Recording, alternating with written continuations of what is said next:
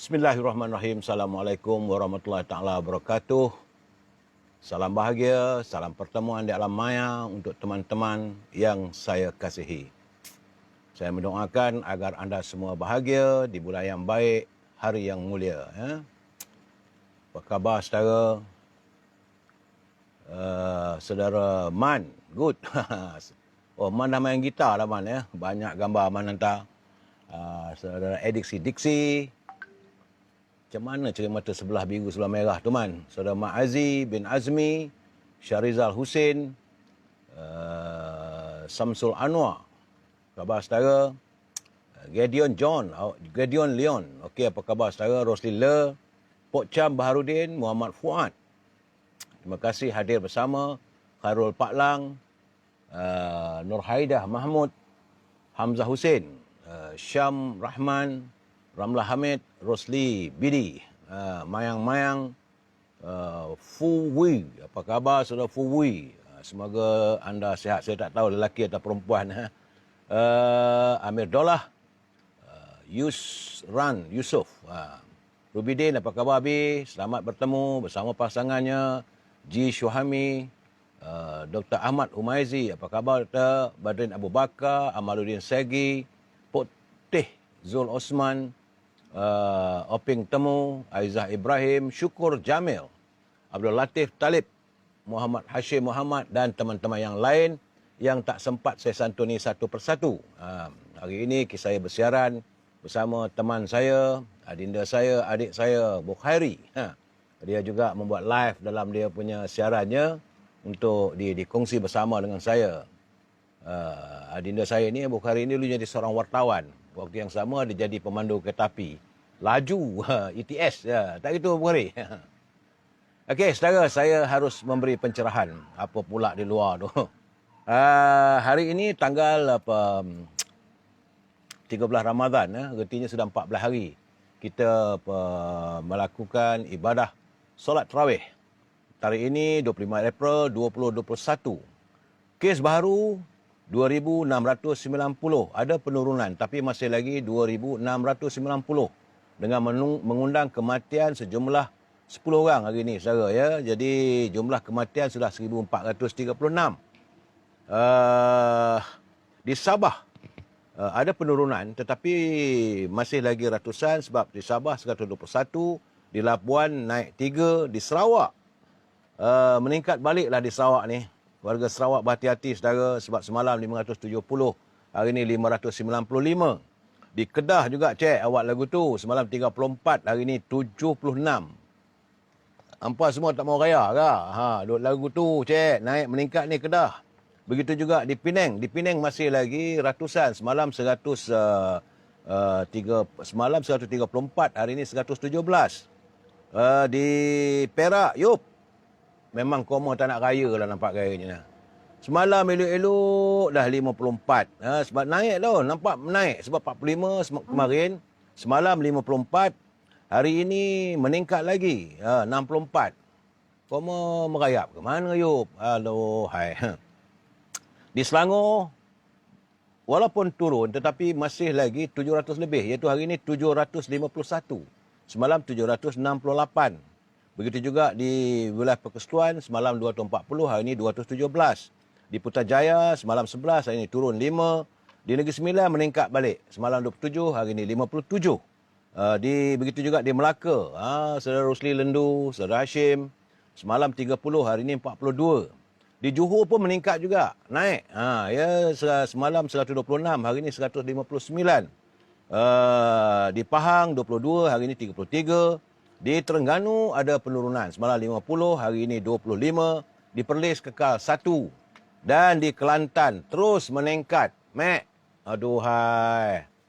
Abang, lagu mana tu? Abang. Hari ini Kelantan.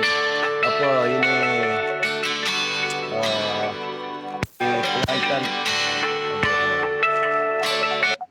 Dia orang tak tahu. Kita nak buat live, dia call pula ni. Teman saya ni. Di Kelantan hari ini 518, semalam 476. Itulah gambarannya kita yang dapat saya laporkan kedudukan COVID-19 di seluruh negara. Cuma yang agak menggusarkan saya apabila kenyataan daripada Menteri Perdagangan dan Perindustrian dan juga selaku Menteri Kanan Azmin Ali, dia kata dalam entry dalam sesawang di Awani semalam, dia kata tiada kesalahan dalam peruntukan Akta 342, Akta Pencegahan dan Kawalan Penyakit Berjangkit 1988 bagi individu yang menolak untuk menerima suntikan vaksin. Pula dah. Dulu kata tak boleh. Sekarang tak ada masalah pula. Dulu kata kalau tak suntik dengan vaksin, tak boleh keluar negara. Sebab sekarang ni dah tak ada pula halangan.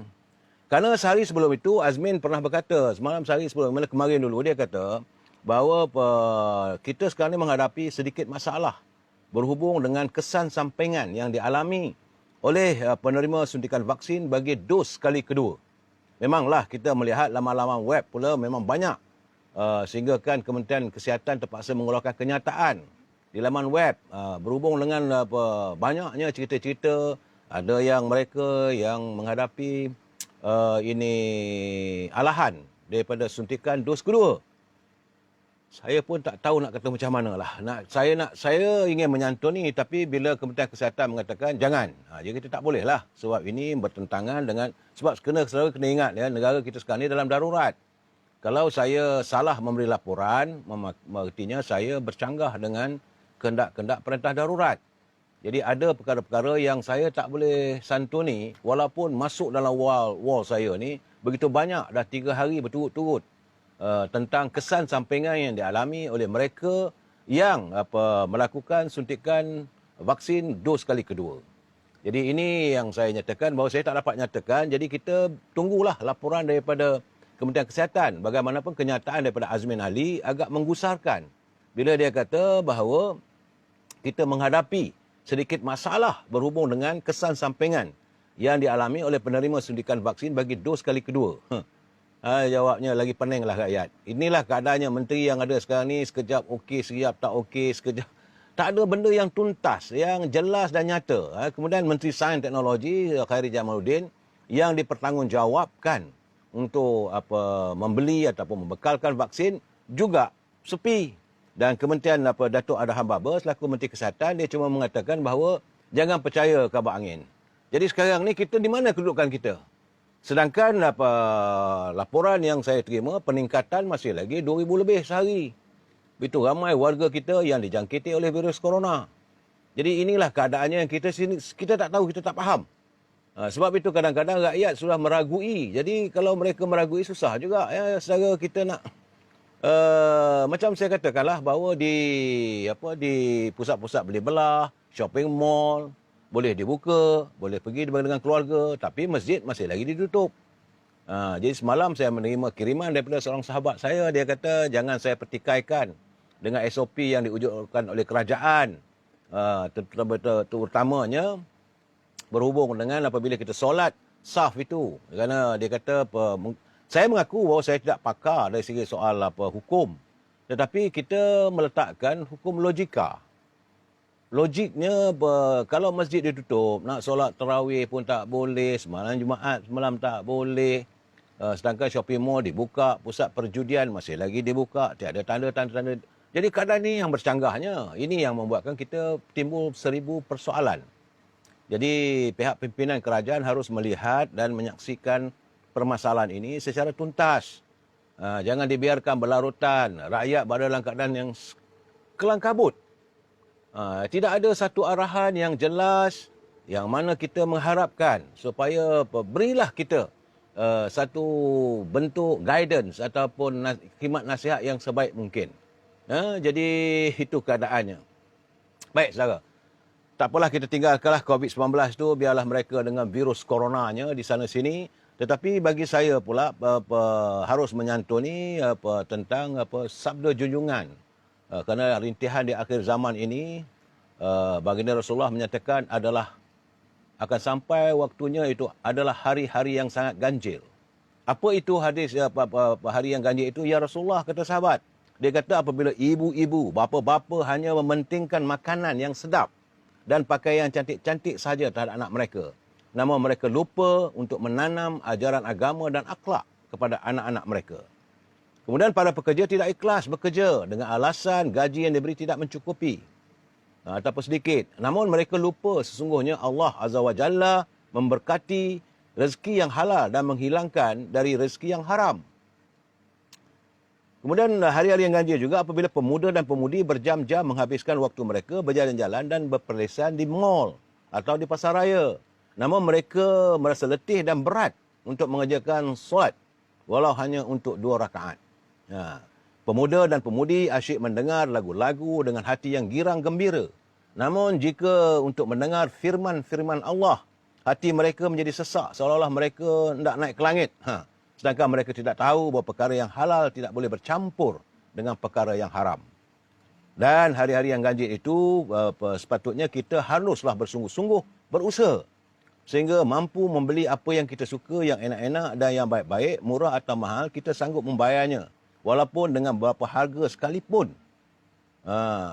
Namun ketika kita ingin menderma ke dalam kotak masjid, kita akan memilih wang kita yang paling kecil, yang paling sedikit sekali untuk dimasukkan ke dalam kotak masjid. Itulah keadaannya hari-hari yang ganjil. Manusia lebih memikirkan soal kehidupan duniawi daripada memikirkan masa mereka yang akan kembali ke sisi Allah untuk diadili apa yang mereka lakukan sepanjang berada di dunia ini. Jadi saya harap teman-teman hayatilah apa yang disabdakan ini. Ini adalah sekadar tazkirah pendek. Baik saudara. Dalam keadaan begitu, saudara jangan lupa e-commerce. Dalam e-commerce ini berhubunglah dengan Azhar 011-330-41241. Dengan Azhar ini saudara boleh berhubung dengan beliau untuk mewawarkan produk saudara ataupun memesan rendang tok dan bahulu berdal, produk ibunya. Begitu juga dengan Siti Farehah, menantu teman Yop. Dia menghasilkan dendeng manis Siti Farehah.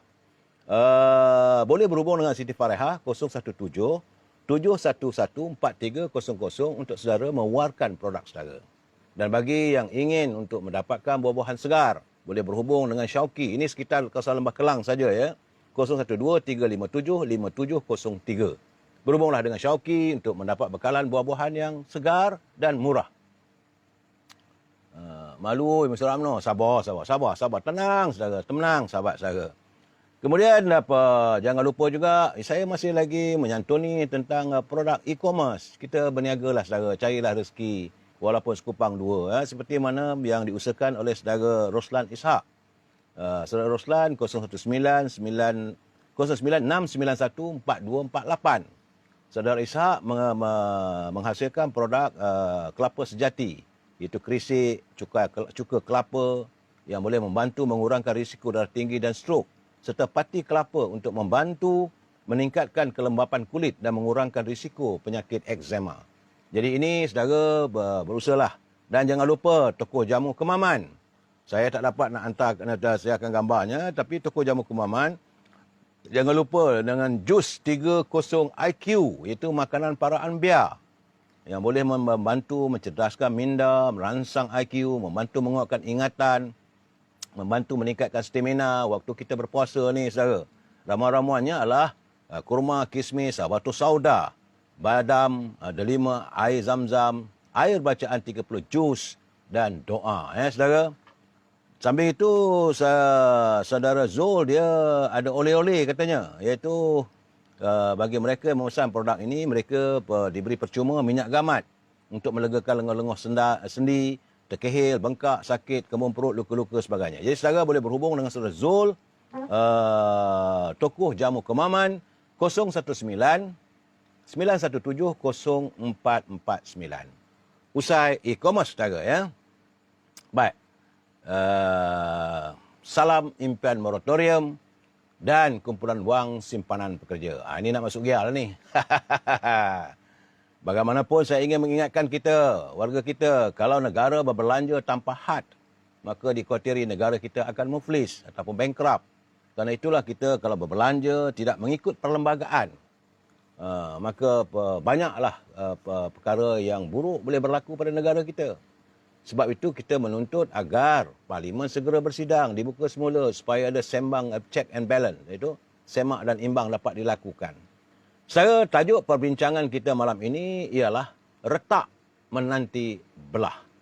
retak menanti belah. Sebelum saya memberi pencerahan ini, jangan lupa kita santuni pantun Pak Nazil. Sebelum apa dah minta tanya mana pantun. Pak Nazil. Ramai peminat-peminat Pak Nazil. Kata Pak Nazil, makan kudapan seronok bertambah, sama papaya di pantai cenang.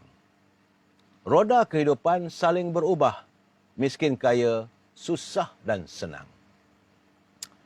Tergagap-gagap kata dipilih, Kak Yurni membuka mulut.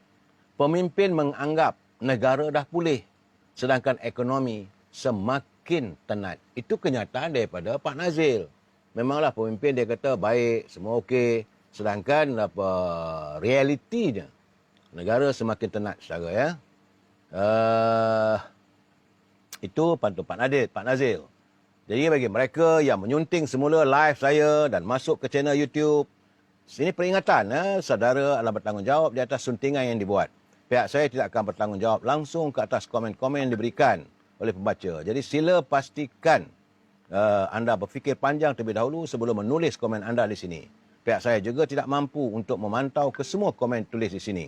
Segala komen adalah hak dan tanggungjawab anda sendiri. Saya terpaksa membaca ini kerana pesanan daripada teman-teman kalangan peguam. Dia kata, Datuk kena siarkan tiap-tiap malam. Ini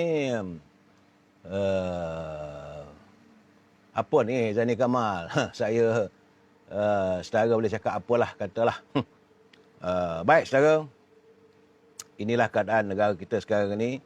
Saya sebenarnya tadi saya berbuka puasa dengan teman-teman di kalangan ahli Majlis Ketinggi UMNO di Ibu Pejabat UMNO. Banyak dapatan-dapatan saya, tapi mereka setelah mengangkat sumpah. Jadi apa yang dibincangkan dalam Majlis Tinggi tidak boleh diwawarkan pada sesiapa kecuali kenyataan resmi yang dikeluarkan oleh Setiausaha Agung. Apa yang dibincangkan orang lain tak boleh tahu. Kalau mereka menceritakan kepada saya, artinya bahawa mereka sudah melanggar sumpah sebagai ahli Majlis Tinggi UMNO. Saya juga sempat berbual dengan Presiden UMNO. Nampaknya dia relax sedikit. Tapi sekejap lagi saya ceritakanlah, saudara. Sebab hari ini saya ingin menzahirkan keadaan bahawa kekhawatiran saya bahawa 174 bilion reserve Petronas yang ditinggalkan oleh kerajaan Datuk Seri Najib nampaknya telah habis dikikih. Ini kerana sehingga saat ini Petronas terpaksa membuat pinjaman sejumlah 9.6 bilion dolar Amerika. Iaitu jumlahnya adalah sejumlah lebih kurang 40 bilion ringgit. Jadi kita terus meminjam. Akhirnya Petronas pun meminjam. Kerana kemarin Petronas pinjam 3 bilion USD dalam bentuk sukuk jangka panjang, itu 40 tahun. Walaupun harga minyak dunia, Brent Oxy telah memulih ke lebih 65 dolar bagi satu tong. Kemudian, ini berikutan pinjaman 6 bilion pada bulan April dan 600 juta USD, iaitu 2.5 bilion pada bulan Mac 2020 tahun lalu. Jadi, nampak gayanya kerajaan terus meminjam, saudara. Terus meminjam. Bukan hanya kantung negara, malahan Petronas juga terpaksa meminjam. Kerana wang Petronas nampak gayanya dah semakin ruyuk. Ruyuk, saudara. Ini yang mengusarkan kita. Jadi, saya perlu menyantuni juga kiriman saudara Ramli Yaakob. Dia kata, apa pendapat Datuk tentang food bank kita? Jadi, kita harus revive pengeluaran sayuran kita sendiri, seperti di Cameron Highland.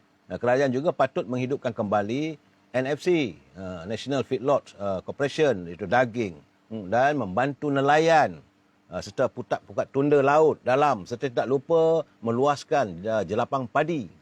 Jadi sama ada di Semenanjung ataupun di Sabah dan Sarawak.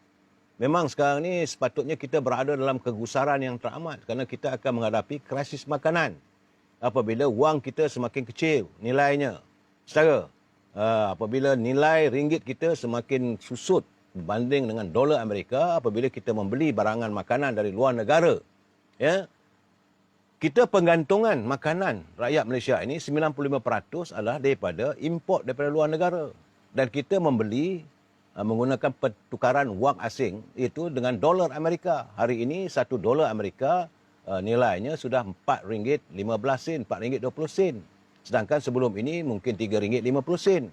Jadi kenaikan kerana pertukaran dolar itu saja sudah mengekang sudah menjadikan kesan, memberi kesan kepada harga makanan kita itu meningkat. Jadi terjerit macam mana pun tak boleh nak buat apa. Sebab harga wang kita semakin kecil. Jadi kita import barang itu nilainya terlalu tinggi lah, dan sebab berbanding dengan dolar Amerika.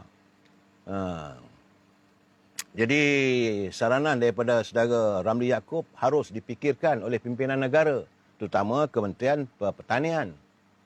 Bagaimana kita harus berusaha untuk mengadakan food bank. Setelah kesempatan ini, apa khabar Saudara Jamil? Saya dapat kiriman dari Saudara Jamil, dia bagi salam pada teman-teman. Beliau tinggal di Ijuk. Sahabat saya ni, Jamil Idris sekarang ni, dia tinggal di Ijuk. InsyaAllah. Kebetulan, insyaAllah saya juga bakal berbisankan dengan warga Kampung Gadung di Ijuk. Jadi, pada Saudara Jamil, sampaikan salam saya pada teman-teman yang berada di Bukit Cerakah, yang berada di Bukit Hijau. Bukit Cerakah ni dulu adalah kawasan yang diizinkan oleh almarhum Datuk Harun Idris membuka perkampungan baru untuk warga bangsa kita yang tidak mempunyai tanah, tak mempunyai tempat kediaman. Itu di Bukit Cerakah. Kemudian di Bukit Hijau, di Bukit Kucing. Kemudian Bukit Kucing Tengah dan Parit Mahang. Begitu juga di Jeram, Selangor. Saya bila Jeram ni teringat teman saya dulu, saudara Jakiran Jakomah, mantan ketua pemuda di Kuala Selangor. Jadi kepada warga-warga yang sempat bersama dengan saya di Bukit Cerakah, di Bukit Hijau, Bukit Kucing Tengah dan Parit Mahang serta Jeram, saya ucapkan selamat bertemu. Dan kita akan saya akan cuba memberi pencerahan. Doa saya mudah-mudahan kepada mereka yang tinggal di kawasan tersebut, harga kelapa sawit dapat terus dipertingkatkan. Kerana saya dipahamkan warga yang tinggal di kawasan Jeram dan sebagainya, mereka sudah mengalih pertaniannya daripada peradangan kopi kepada ladang kelapa sawit.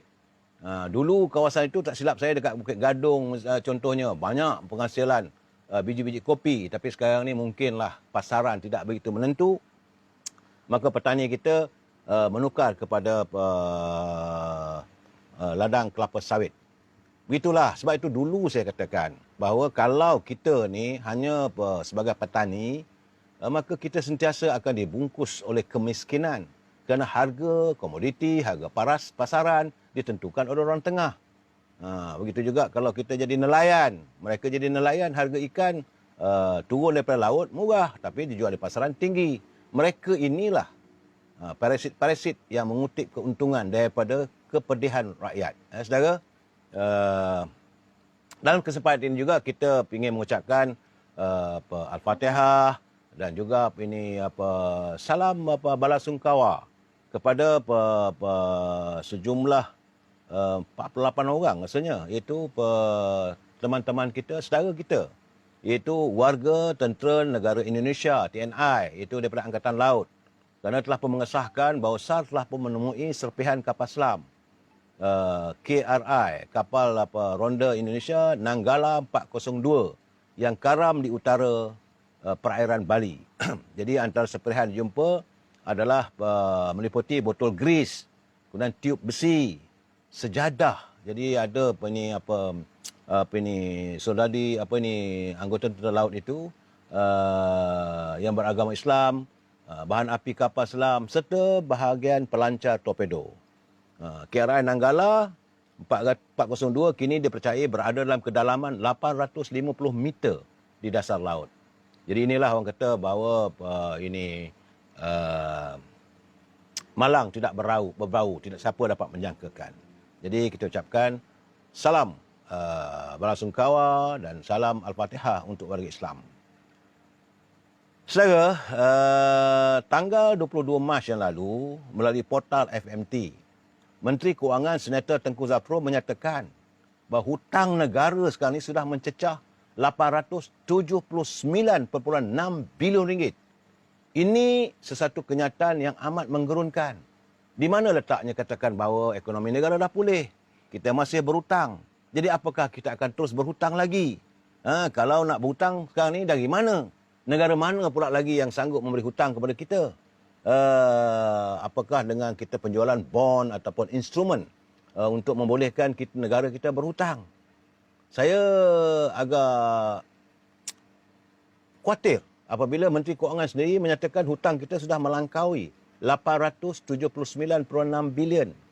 Jadi persoalan paling penting sekarang ni apabila pengumuman 4-5 hari lepas yang dibicarakan, yang dipertikaikan oleh pimpinan-pimpinan pakar-pakar ekonomi negara, terutama daripada yang bawa mula Tengku Razali Hamzah, Datuk Seri Anwar Ibrahim, Datuk Seri Najib, mempertikaikan apabila kerajaan, pimpinan negara kita sudah pun menyentuh tabung yang paling penting, itu simpanan untuk generasi masa depan, itu tabung KUAN, Kumpulan Wang Amanah Negara.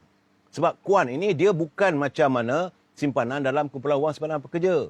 Bukan juga seperti simpanan lembaga tabung haji. Tidak.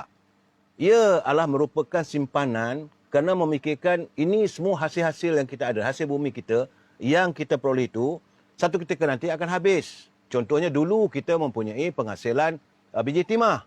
Akhirnya dah tak ada biji timah. Tapi kerana waktu itu kita tak mengambil sedikit simpanan untuk masa depan. Jadi sekarang ni yang kita ada adalah Petronas, minyak hasil minyak, yang sekarang ni Petronas pun dah berhutang. Begitu juga dengan hasil daripada penjualan minyak kelapa sawit dan juga komoditi getah. Dan kalaulah kumpulan wang simpanan amanah ini disentuh, maka kita sudah menyentuh simpanan untuk generasi akan datang. Kita akan meninggalkan generasi kita yang syarat dengan hutang dan tidak ada apa-apa lagi yang boleh dilakukan. Ini bagi saya satu pengkhianatan terhadap generasi akan datang. Jadi kita mengharapkanlah. Sebab itu kita menuntut agar segeralah Parlimen bersidang. Sebab ini bila disentuh KUAN, ini adalah satu-satunya tabung yang kita gunakan untuk menyimpan sedikit simpanan masa depan. Memanglah dalam tu adalah sedikit simpanan. Tak tahu, ada yang kata 2 triliun, ada yang kata 3 triliun, ada yang kata 30 bilion, ada yang kata 500 bilion dan sebagainya. Jadi jumlahnya kita tak tahu. Yang tahu hanya Perdana Menteri. Tapi apabila disentuh, beralaskan kerana nak membeli. Ini masalah lagi ni. Kononnya nak diambil daripada sini lebih kurang 16 bilion, tak silap saya. Nah, kononnya untuk mencari vaksin. Sedangkan dulu kita vaksin dah ada peruntukan. Mula-mula Khairi Jamaluddin mentangkan di Parlimen bahawa memerlukan lebih kurang 3 bilion. Sebenarnya lepas bajet diluluskan, naik pula 5 bilion. Sekarang ni kalau nak ambil pula 16 bilion kononnya untuk rawatan COVID dan membeli vaksin, ambil wang daripada KUAN. Ini bagi saya ini satu pelanggaran terhadap generasi akan datang. Tak baik buat begitu. Jadi saya harap saudara, ni saya tengok dalam war ni banyak bertelagah ni, apa hal ni? Kenapa duk marah-marah? Jangan kita mencarut, jangan kita mencaci sama sendiri. Saya menyantuni permasalahan yang sedang kita hadapi negara kita ini. Ini keadaannya. Sebab itu saudara Farid Rahman, dia kata bantuan pinjaman melalui bank yang meletakkan syarat yang dikenakan, ya Allah, na'udzubillah, dia kata, lebih baiklah tak payah announce kononnya ada bantuan untuk bank dan sebagainya. Jadi Man Justi dia kata, salam Datuk, kita rakyat dan ramai peniaga pun sesak. Kos bertambah, bil juga bertambah, pendapatan pula terus berkurangan. Jadi dia minta saya komen. Saya kata saban malam saya menyatakan bahawa kehidupan rakyat semakin tenat dan pimpinan masih lagi tidak ada menyatakan apa yang nak dilakukan. Aduh, keadaan ni. Saya bila bercakap benda ni saya berpeluh. Bila saya berpeluh, saya malas nak bercakap. Sebenarnya isu ni tak habis-habis, tak akan selesai. Sebab yang ni saya ingin menyantuni sedikit tentang isu kita itu retak mencari belah. Petang tadi saya berkesempatan berada di tingkat 39, iaitu tempat diadakan mesyuarat Majlis Kerja Tinggi UMNO. Jadi di situ semua pemimpin yang tak datang, mereka yang tak perlu datanglah. Yang bukan lagi Majlis Tinggi tidak, tapi mereka telah pun membuat keputusan. Dan daripada hasil keputusan itu, maka disiarkan satu kenyataan resmi oleh Institusi Agong. Jadi saya nak santun cerita ini. Sebab ada kiriman daripada teman-teman yang menzahirkan rasa saya pun tak puas hati. Saya memang tidak berpuas hati dengan apa yang diputuskan tadi. Iaitu katanya, sekarang kita melihat bahawa suasananya sudah diibaratkan situasi UMNO hari ini bagai tidak menentu. Kerana wujudnya kluster-kluster yang kepelbagaian, kluster dedak, kluster menteri, kluster mahkamah dan sebagainya, saudara. bagaimanapun kita baca dulu apa kenyataan media yang disiarkan oleh Setiausaha Agong. Dia kata Majlis Kerja Tinggi UMNO yang bermesyuarat pada hari ini 25 April bersamaan 13 Ramadan memutuskan perkara-perkara berikut. Hayati betul-betul. Pertama, mendesak dan mengesyorkan kepada kerajaan agar Parlimen dan Dewan Undangan Negeri kembali bersidang selaras dengan titah Tuanku Yang Tuan Agong yang menzahirkan pandangan bahawa Parlimen boleh bersidang semasa tempoh darurat. Jadi antara rasional utama yang dipertimbangkan termasuklah kerana kerajaan tidak boleh dilihat cuba memandulkan amalan demokrasi berparlimen. Parlimen dan Dewan Undangan Negeri adalah medan semak dan imbang di kalangan wakil-wakil rakyat agar kerajaan tidak melakukan sebarang tindakan sesuka hati hingga membelakangkan kepentingan dan kebajikan rakyat yang hari ini berdepan dengan pelbagai kesukaran dan kesempitan melibatkan ekonomi, pengangguran, kos sara hidup rakyat dan harga barangan yang meningkat. Jadi, kerana itu mesti ada accountability terhadap segala aspek kewangan negara, termasuk perbelanjaan wang rakyat, peningkatan jumlah hutang negara yang melangkaui 60% daripada KDNK. Kerana ini telah bertentangan dengan Akta Hutang Negara yang diluluskan oleh Parlimen. Begitu juga penggunaan buat kali pertama dalam sejarah kumpulan wang amanah negara sebagaimana yang saya nyatakan tadi, yang merupakan benteng terakhir negara untuk menghadapi keadaan sekiranya benteng terakhir negara untuk menghadapi keadaan sekiranya sumber asli negara kehabisan. Ini keadaannya amat bahaya. Sebab itu kita tuntut, Majlis Tinggi juga menuntut supaya Parlimen segera bersidang. Keyakinan dan kepercayaan pelabur terutama dari luar akan terus terhakis sekiranya amalan demokrasi berparlimen ini digantung sehingga tiada lagi aspek good governance dari segi semak dan imbang dalam kerajaan. SOP khas harus dibangunkan bagi membolehkan persidangan parlimen dan DUN dilakukan sebagaimana yang diamalkan di negara-negara di seluruh dunia. Jadi setelah begitu banyak laporan polis yang dilakukan, masyarakat juga mendesak melalui menteri-menteri kabinet. Khususnya jadi UMNO untuk kerajaan segera menubuhkan Suruhanjaya Siasatan Diraja bagi menyiasat segala pendedahan kandungan yang terdapat dalam buku bekas mantan Pegawai Negara Tommy Thomas bertajuk My Story, Justice in the Wilderness. Jadi mesyuarat tadi juga memutuskan untuk menghantar surat kepada Ketua Pengarah Jabatan Pendaftaran Pertubuhan Malaysia dan Ketua Pengarah Majlis Keselamatan Negara MKN bagi meminta nasihat dan garis panduan bagaimana untuk UMNO menjalankan pemilihan parti pada tahun ini selaras dengan peraturan yang termaktub dalam perlembagaan UMNO dan SOP COVID-19. Ini adalah bagi memastikan proses pemilihan parti yang bakal melibatkan mesyuarat perwakilan UMNO, cawangan-cawangan termasuk sayap-sayap wanita, pemuda dan puteri berjumlah 66,287 cawangan mesyuarat di semua 101 bahagian. Jadi keadaan inilah tuntutan daripada Majlis Tinggi UMNO keputusannya. Saya melihat ada dua perkara. Sebab selepas itu saya berbual juga dengan Perdana Menteri. Pertama sekali adalah tuntutan agar Parlimen dapat diadakan persidangan. Dan saudara jangan lupa, kadang-kadang kita mengikut emosi. Bila kita mengikut emosi segala-galanya, memang saya pun tak puas hati. Kita minta supaya diputuskan segera. Tapi kalau diputuskan, apakah kerajaan hari ini akan jatuh? Jawabnya mengikut perlembagaan tak jatuh. Kerana kerajaan hari ini adalah kerajaan darurat.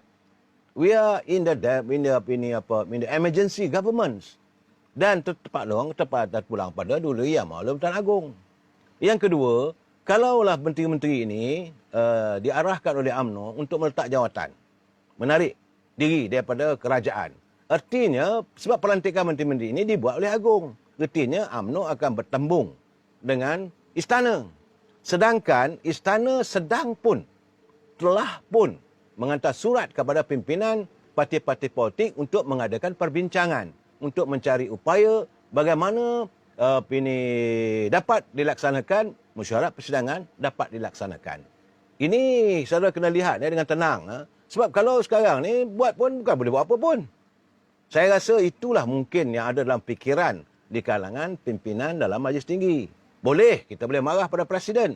Saya pun menyatakan pada beliau, kata-kata semalam warga UMNO khususnya memberi thumbs up pada you, Datuk Seri. Kerana you bertindak terhadap mereka-mereka yang menjadi musang berbulu ayam dalam parti. Mereka yang meletakkan kepentingan peribadi mereka mengatasi kepentingan parti. Saudara telah pun menukarkan jawatan pengurusi perhubungan UMNO Negeri Perlis daripada Datuk Seri Saidan Kasim kepada Yang Amat Berhormat Menteri Besar Datuk Man. Semua warga seronok dan semua itu merasakan, saya sendiri juga merasakan ini perlu untuk mesyuarat hari ini Majlis Tinggi. Apakah kita akan menarik sokongan? Jadi bila Presiden mengatakan, okey, ke mana kita nak pergi kalau kita tarik sokongan? Where are we going? Sebab kerajaan tetap exit. Sebab kerajaan hari ini adalah kerajaan emergency, kerajaan darurat. Sebab itu UMNO menuntut supaya Parlimen bersidang. Dan ini tidak mahu menyanggah kenyataan istana. Istana telah pun memberi kesempatan untuk bertemu. Duli Yang Bertuan Agong telah pun bersedia untuk bertemu dengan pimpinan daripada parti-parti politik untuk memikirkan dan menyelesaikan permasalahan ini. Cuma saya sempat jugalah menyindir. Saya kata, Perdana Menteri kita ni terkenal dengan Perdana Menteri Perutusan. Jangan pula, you pula jadi Presiden tuntutan. Tuntut-tuntut kalau dia tak nak ikut, macam mana? Ini persoalannya. Jadi sambil ketawa dia kata, kita nak buka puasa ni lah. Kata, okey. Tapi saya kata, rakyat akan berlapang dada. Tapi masalah sekarang ni, rakyat dah tak sabar. Datuk Seri Presiden kena ingat.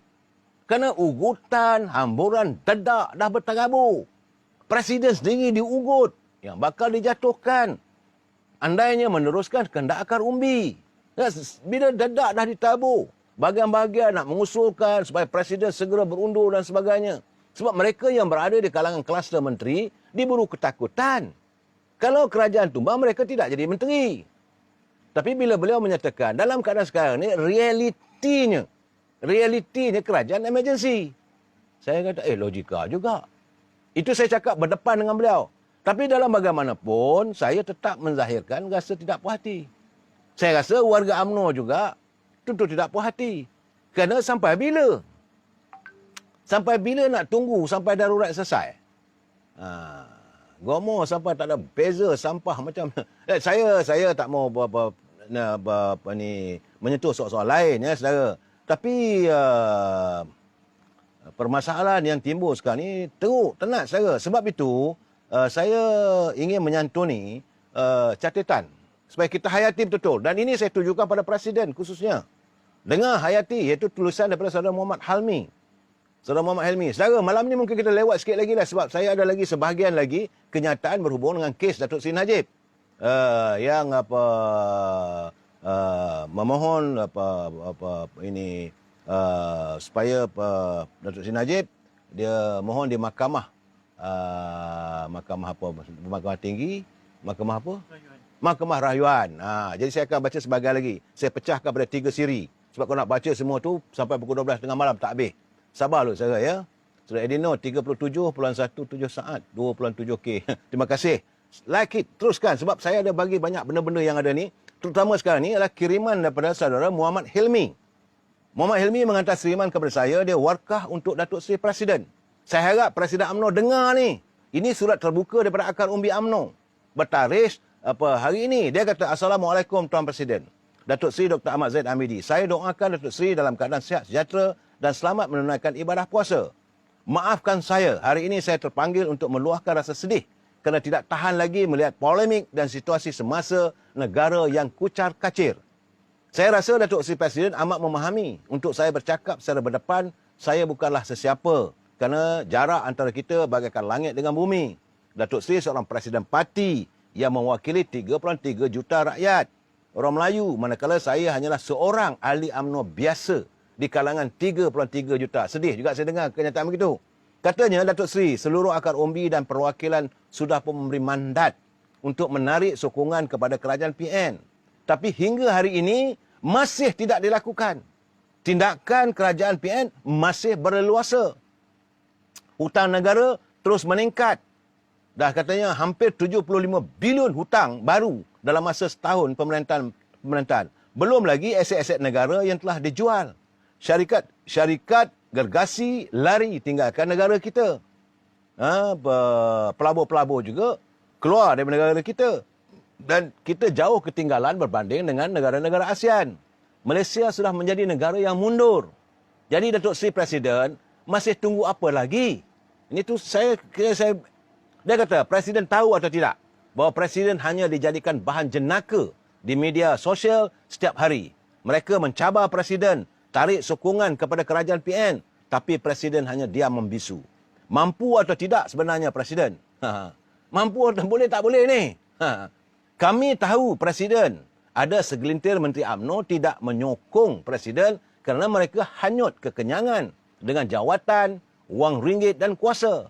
Jadi Presiden harus ingat, ini bukan kemahuan Presiden, ini adalah kemahuan akar umbi UMNO. Apakah Presiden ingin dihukum dalam pemilihan yang akan datang kerana gagal mempertahankan suara akar umbi? Ini surat yang dituliskan. Tunggu apa lagi, wahai Datuk Seri Presiden? Abaikan mereka yang ingin terus bercinta dengan PN, wahai Presiden. Semua akar umbi tahu mereka duduk di situ bukan kerana perjuangkan UMNO, tapi kerana perjuangkan harta dan ringgit mereka.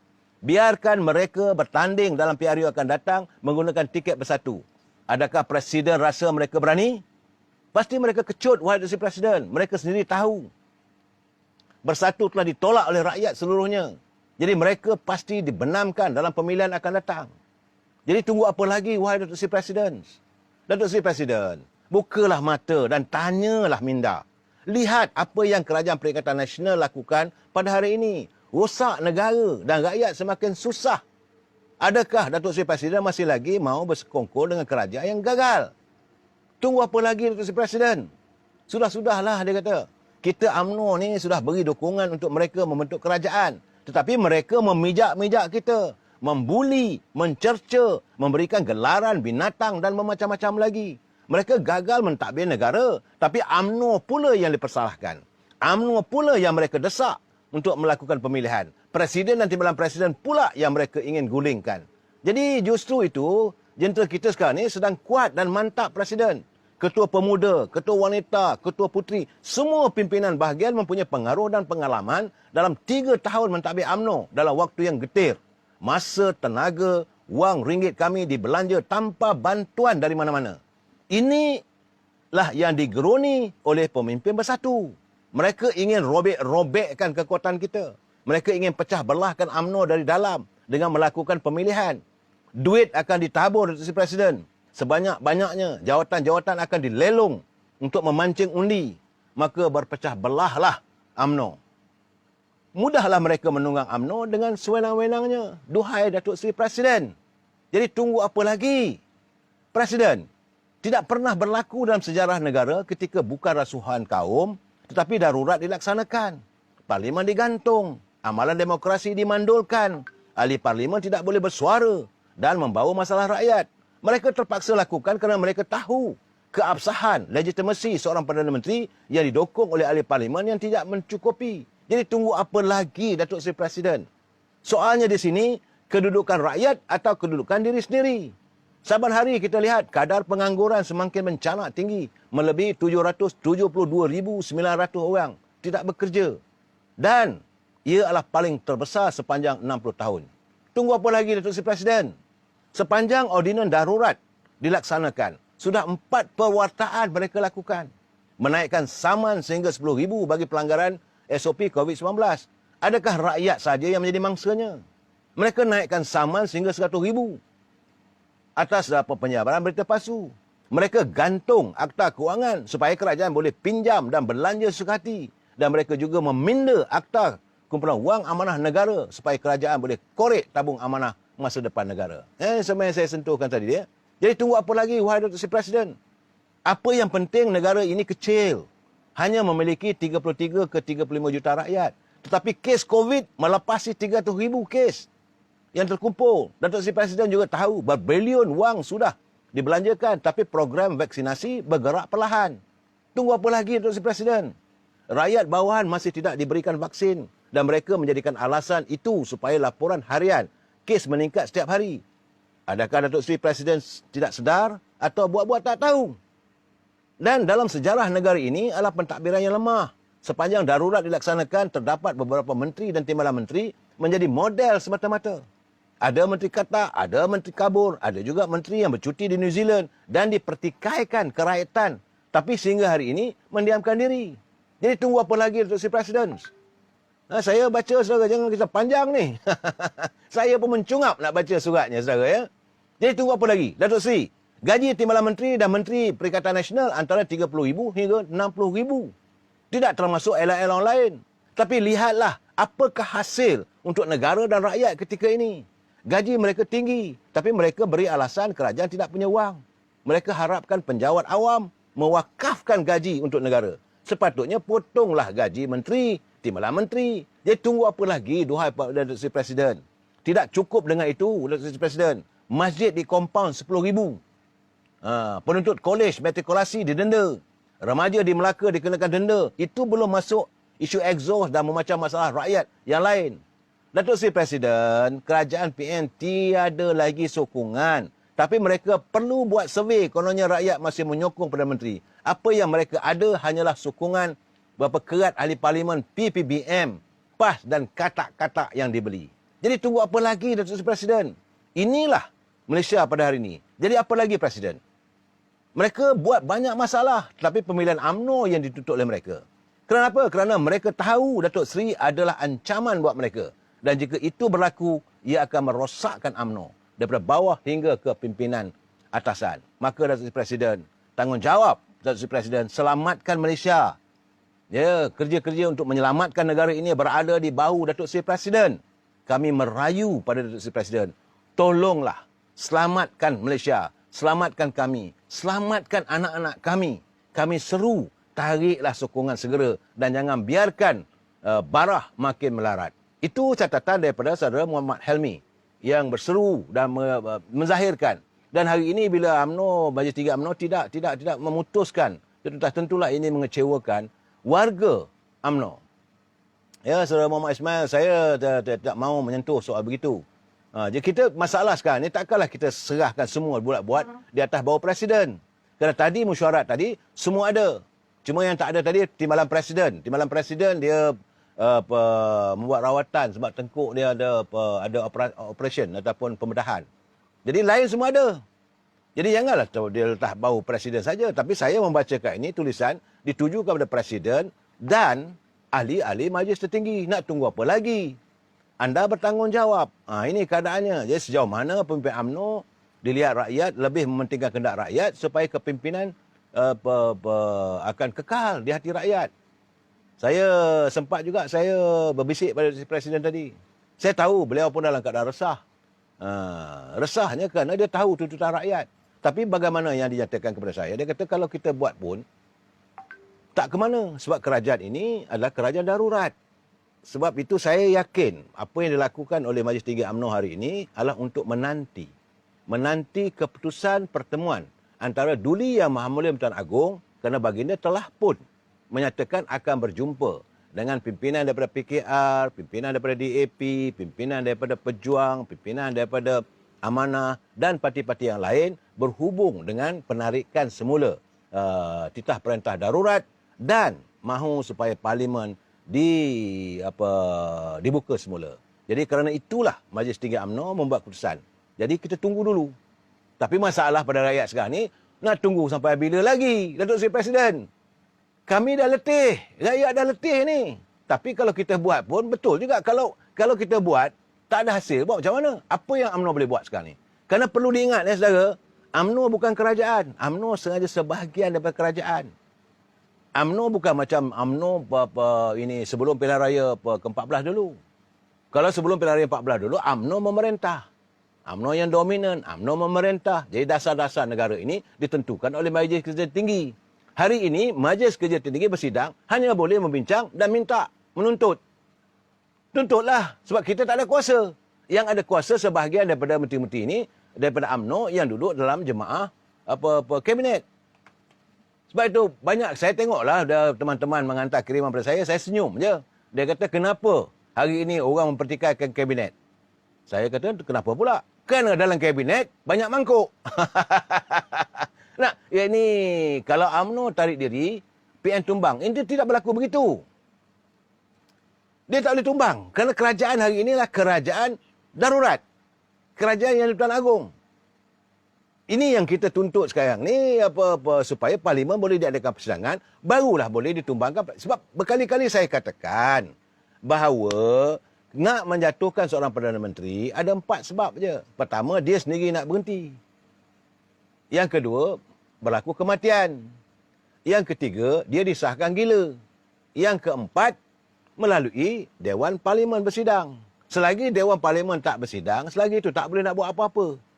Dan memang kita tahu bahawa Kerajaan Perikatan Nasional dia paling takut, ngeri untuk diadakan persidangan Parlimen. Jadi sekarang ni saya nampak apa yang dicaturkan oleh UMNO, mereka minta buat sidang dulu Parlimen. Jadi soal tarik apa semua jangan timbul. Soal sekali kami nak Parlimen bersidang. Supaya Dewan Negeri bersidang. Supaya keabsahan itu dapat diterjemahkan. Itu yang saya nampak. Tapi bagaimanapun tentu saya juga sebagai warga UMNO, saya juga terkecewa. Kenapa tak buat tindakan? Jadi kadang-kadang kita ambil tindakan yang melulu juga kadang-kadang boleh mendatangkan kemudaratan. Sekarang negara sekarang ni darurat. Saudara Mat Fazil Kamaruzzaman, memang sekarang negara kita darurat. Jangan kita lupa kita berada dalam situasi negara darurat. Jadi kalau darurat tak boleh nak buat apa sebenarnya. Tarik sokongan pun tak boleh buat apa sebab Agung kata teruskan. Sebab itu kita menanti titah Duli Yang Maha Mulia Tuan Agong untuk menyelesaikan bila berjumpa dengan pimpinan bila tarikh supaya Parlimen boleh bersidang. Dan sama ada darurat ini dia diangkat semula. Itu keadaannya saudara ya. Jadi bagi saya keadaan ini memang amat mengecewakan saya. Saya ingat nak baca banyak tulisan ni. Tapi saya tahu tidak ada kesempatan sebab saya ada lagi transkripsi ucapan ini ada itu tentang kenyataan daripada UMNO Kelantan. Cuma sekarang ni saya nak bagi santuni saudara, ini bahagian 2. Supaya saya harus jujur dengan saudara pendengar. Sebab kita hari ini hari Ahad. Jadi bahagian 2, besok hari Isnin, lusa hari Selasa akan diteruskan perbicaraan di Mahkamah Rayuan. Jadi sebelum itu Tan Sri Syafiee telah pun membuat kenyataan media atau bertemu dengan wartawan dan beliau menyatakan banyak perkara-perkara yang persoalan-persoalan dibangkitkan oleh beliau tidak diterjemahkan ataupun tidak difahami sepenuhnya. Sebab itu saya memilih ini bukan konteks apa, ini kenyataan beliau. Ini sambungan daripada semalam, saudara ya. Kalau tak sempat kita bahas sambung lagi malam besok, saudara. Itu jadi kenyataan dari Tan Sri Syafiee, dia kata tak kisahlah apa yang berlaku di pertengahan berhubung dengan isu 42 juta. Ya, kita bercakap tentang wang SRC. Jadi persoalan yang diajukan oleh Tan Sri Syafiee, mengapa pula anda bekukan wang saya? Kata. Ini persoalan kenapa wang itu dibekukan. Ini persoalan antara dia dengan peguam negara. Jadi sebagai seorang peguam negara, Tommy Thomas boleh dikatakan begitu kepada pihak berkuasa Switzerland. Sebab waktu itu wang ini mau dituntut daripada Switzerland. Dia kata wang itu ada di Switzerland. Karena dia kata beliau boleh pergi ke Hong Kong dan bersemuka dengan Falcon Bank ataupun Julius Baer dengan cara yang sama seperti yang boleh dilakukan ke atas Switzerland. Jadi tidak satu dari perkara ini telah berlaku. Sebenarnya tidak ada tuntutan daripada pihak peguam negara untuk pergi ke bank-bank ini nak tengok ada tak ada duit tu. Tak ada berlaku. Jadi kerana itu beliau cadangkan agar beliau pergi ke Switzerland. Dalam konteks apa yang telah berlaku pada ketika itu katanya jawapannya Datuk Seri Najib ini anda rasa jawapan Datuk Seri Najib kepada Husni bahawa kamu tak perlu pergi. Ini kerana permintaan Husni untuk pergi ke Switzerland apa semua. Jadi Datuk Seri Najib kata tak payah pergi. Ini dalam perbicaraan itulah. Jadi sebenarnya dia kata Husni telah berjonggit di mahkamah berkenaan perkara ini akibat kemarahan kerana telah dipindahkan puan ini. Dia menceritakan tentang permasalahan Husni. Saya tak perlu nak ini. Jadi dia kata jika anda tafsirkan berdasarkan konteks yang saya jelaskan tadi, ia bukan satu kenyataan yang benar. Itulah berkenaan dengan isu Husni. Dan sekarang ni dia kata kita beralih pula kepada cerita isu berkaitan dengan alih tiang gol ataupun tiang tendang gol sendiri. Dia kata kamilah sebenarnya yang telah memberikan tekanan ke atas pendakwa raya dan SPRM kerana kami mendapat tahu terdapat mesej BlackBerry BBM yang dimiliki dan disimpan oleh Bank Negara Malaysia. Jadi artinya ada perbualan dalam BlackBerry dan Bank Negara pegawai yang disiasat oleh saya namanya Farhan. Jadi Farhan beritahu saya telah rekodkan, saya download ke dalam sebuah CD dan saya telah serahkan kepada SPRM. Begitulah kami mendapat tahu tentangnya. Jadi pendakwa raya tidak selesa dengan bukti yang sedang keluar ini kerana mereka sedang menyembunyikan katanya. Jadi kami minta supaya mesej-mesej BlackBerry itu diserahkan kepada mahkamah. Mereka menentang dan saya rasa kami berbahas selama 4 hari berkenaan perkara ini dan akhirnya kami dapat juga. Ia mengambil masa lebih dari 1 bulan buat pendakwaan untuk menyerahkan bukti BBM ini kepada kami. Saya tak tahu apa yang mereka lakukan dengannya. Tapi dari apa yang kami dapat dari mereka, kami tahu mengapa mereka tidak mahu menyerahkan kepada kami lebih awal lagi kerana ia menunjukkan dengan jelas bahawa Nik Faizal tidak berkomunikasi dengan pihak bank. Nik Faizal adalah salah satunya orang yang dibenarkan untuk menjadi wakil mereka. Mereka ini digelar pemegang mandat untuk berurusan dengan bank. Bank tidak berurusan dengan Nik Faizal dan Nik Faizal juga tidak berkomunikasi dengan pihak bank. Dan semasa kami soal balas pihak bank, kami beritahu, kamu tidak berkomunikasi dengan Nik Faizal. Sebaliknya, kamu berkomunikasi dengan watak yang kamu gelar sebagai bos, brother dan kawan kita. Dan kami tanya beliau, siapakah orang ini? Akhirnya, Joanna Yu sahkan bahawa dia adalah Jolo. Jadi, kes pembelaan kami menjadi jauh lebih baik kerana kami telah katakan bahawa Datuk Seri Najib tidak pernah berkomunikasi dengan pihak bank. Sama ada atas kapasiti diri beliau sendiri atau melalui Nik Faizal. Sebagai contoh, katanya, sekiranya pada hari ini saya ingin bercakap dengan bank. Katalah saya ada dalam 3 juta dalam akaun bank saya. Jadi saya rapat dengan bank. Saya dan beritahu saya ingin melakukan pemindahan tersebut. Tahukah anda sekiranya anda call bank, anda berkenaan akaun, perbualan anda akan secara automatik direkodkan. Dan amalan ini telah berlaku sejak 20 tahun lalu. Semua orang tahu. Jadi sekiranya Datuk Seri Najib ada membuat panggilan, ia pasti telah direkodkan. Sama ada melalui BBM atau sistem utama. Ya, itu jadi tapi dalam kes Jolo ini, dia tidak direkodkan langsung dalam sistem utama. Ini bukan sistem bank. Jadi anda percaya atau tidak? Kesemua phone BlackBerry ini telah diberikan oleh Jolo kepada pegawai bank.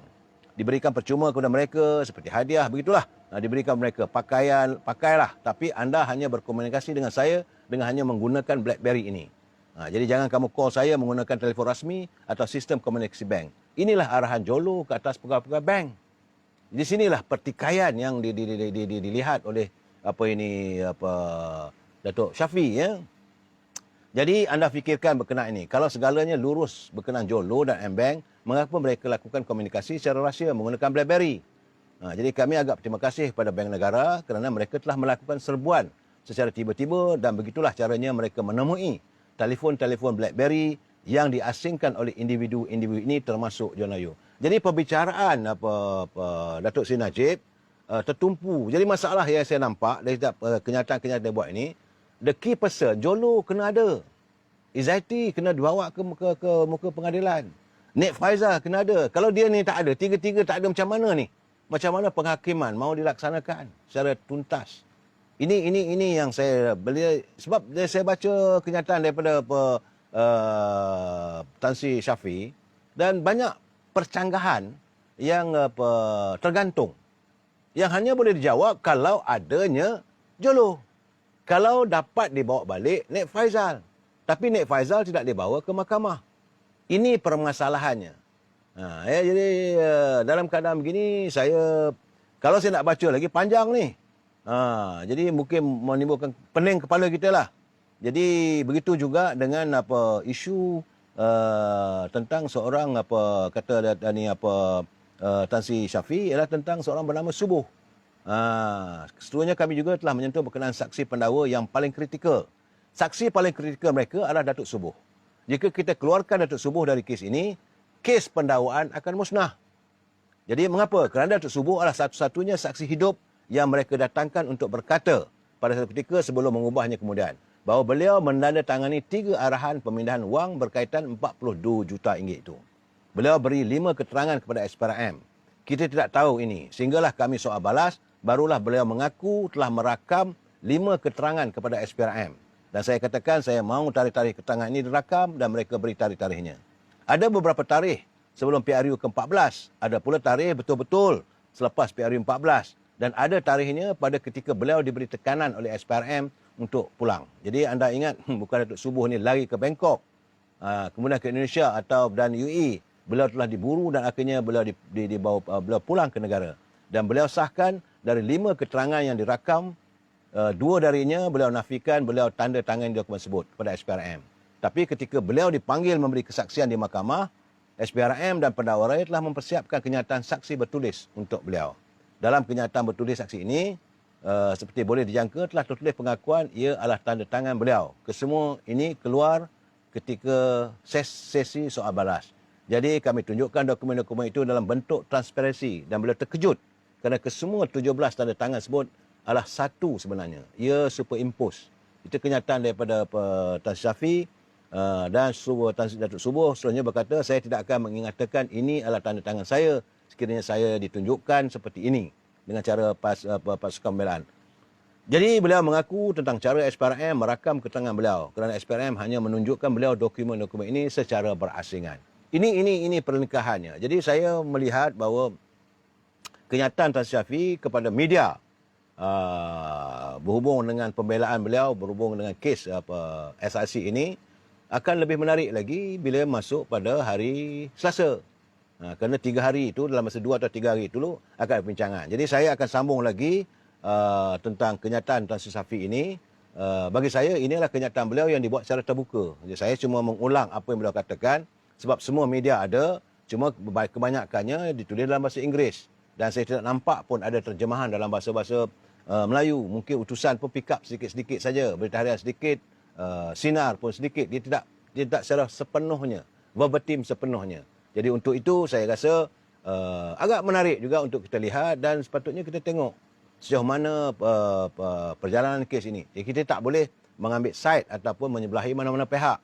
Itu tentu kalau itu maka saudara melakukan contempt of courts. Biarlah segala-galanya dibuktikan oleh mahkamah.